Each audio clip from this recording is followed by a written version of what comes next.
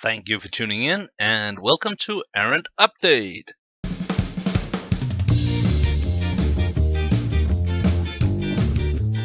So, as you can see, I'm still playing around with this virtual studio of mine. I did order a green screen, but it is not here yet, so we're still going with the blanket solution. But yeah, I'll try not to rant about my toys, or rather tech toys, all this episode, and we'll try to stick to the wargaming. Anyway, before we get into today's topic, we're gonna talk a bit about the week on Errant painting, as per usual, and I made a little data slate here, so we can follow that while I try to explain what I've written. Monday, Errant update. That's now. That's today. Today we're going to talk a bit about the stuff that Games Workshop are doing. Tuesday, tomorrow, we're gonna have a final first strike video. We're going to go through all 4 missions with the advanced rules, and I think it is definitely worth it to watch it. But I will have to admit that I am a little disappointed in the Games Workshop when it comes to writing up these missions. I had hoped that First Strike, the box set, would perform better as a standalone board game than actually is the case. It is a gateway game, obviously, but it doesn't have much replayability, and that would have been a nice way to draw people in. That wow, this product is good. Now I want to expand. Instead, it is this is not really fun unless we pick up some more models. So, but then again, it's still a fantastic value box, and we did have a lot of fun playing through the 4 advanced missions this weekend. So yeah, that'll come up tomorrow.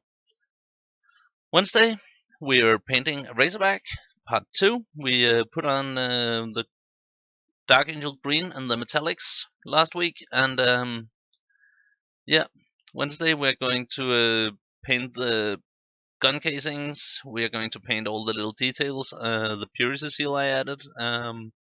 Put some detailing on the metallic areas with a bit of brass and stuff, and of course add a little weathering so that it'll be ready for gaming. And as with the whole Dark Angel Army project, this is about getting stuff table ready and still looking good, but without spending too much time on it. Friday, it's army basing, and I have not yet decided exactly what base we're going to do. So if you are struggling with a certain base theme, drop me a line below, and I'll see if I can accommodate that. If not, I'll come up with something. And Saturday, it's Night Errant, and once again, it's Lasfar and Sleeping Bear, and I think it is a really fun episode, the one we have coming up. So I look forward to it. But yep, that is the week on Errant painting.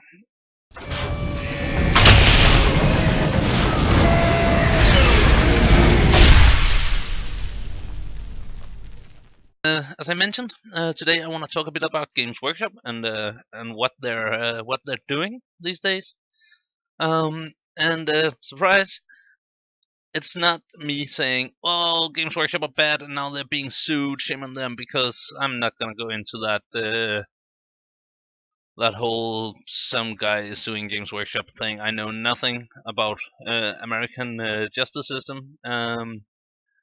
And to be honest, I don't really care if some guy sues them because it's none of my business, right? I mean, I enjoy their product. I have no beef with them. So don't get me wrong. I had a beef with them for many years, but I'm buying into the whole new Games Workshop thing. And the big change for me, as I've mentioned before, was actually around the release of Shadow War Armageddon. That is when I realized that Games Workshop actually wanted to make products that made me happy and were entertaining. And being a huge Mordheim Necromunda Gorgamorga fan, Shadow Armageddon fell right into my taste, so to say. Also, I loved second edition 40k, and they they opted to not change the rules so too much at least. So that was a big bonus too for me. And then I noticed 8th edition and decided that I could easily go back into to 40k.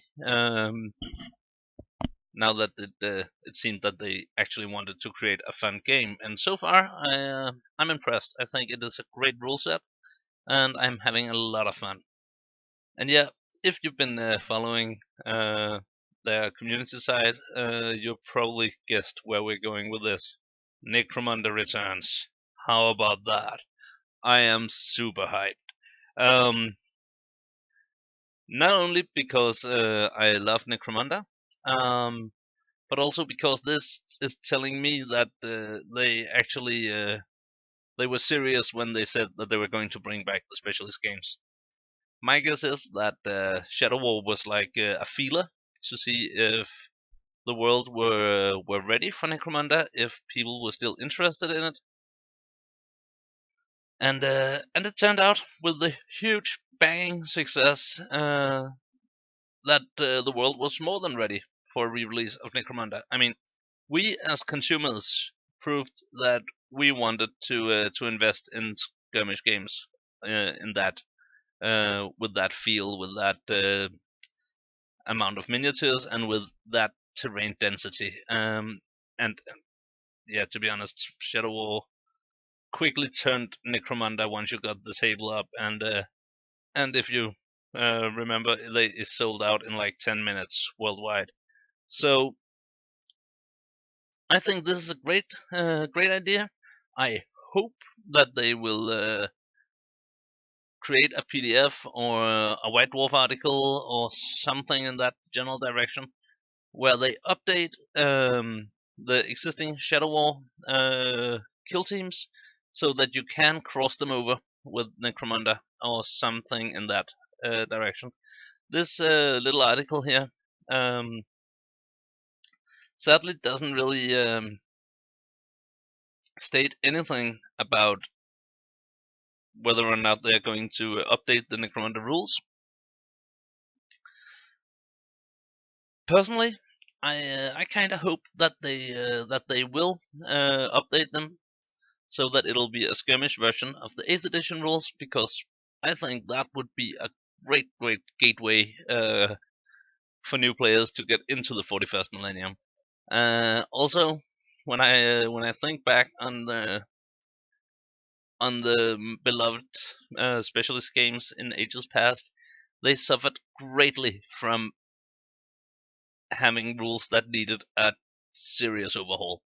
They lacked game testing, they lacked rule support, and Necromunda was, as I remember it, definitely the worst one. The insanely fun game, but there were so many places where the rules could just be um, better written.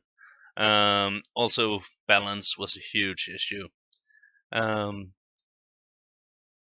but looking at this, it seems like they are serious about coming up with some new lovely models, keeping with the general theme as we know and love it.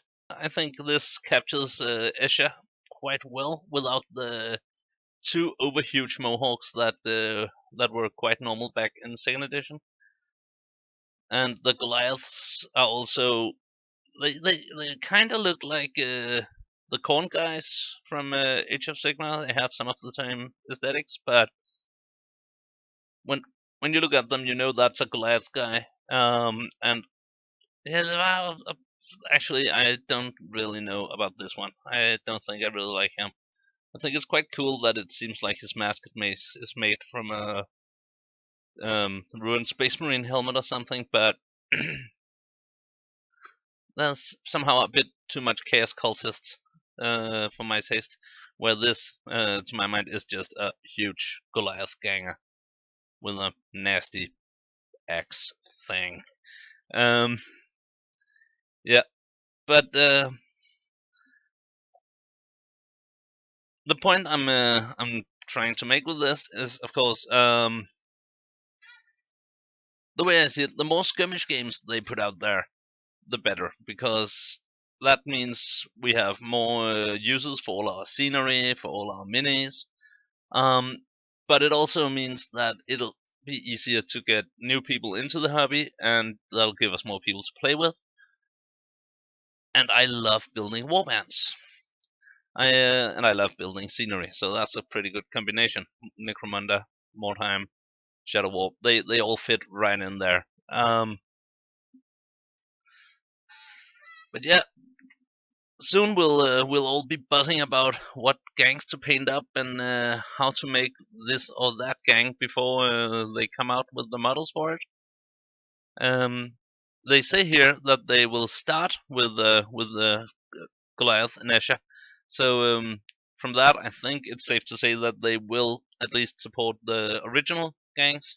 And then my guess would be that Forge World will, kind of like we've seen with Blood Bowl, Forge World will come up with the special characters and the general mercenaries, hired guns. I don't remember what they were called actually.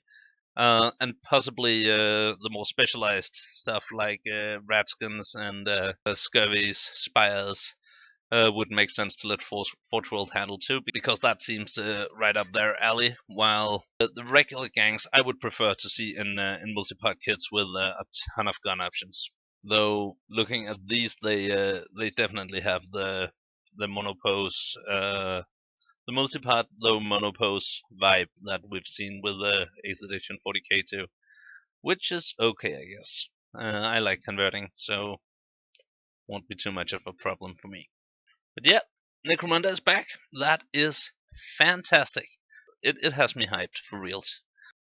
And finally, if you look at the channel, my dear wife has taken up the screen name Mother Nurgle, and she has made her first vlog where she tells about rather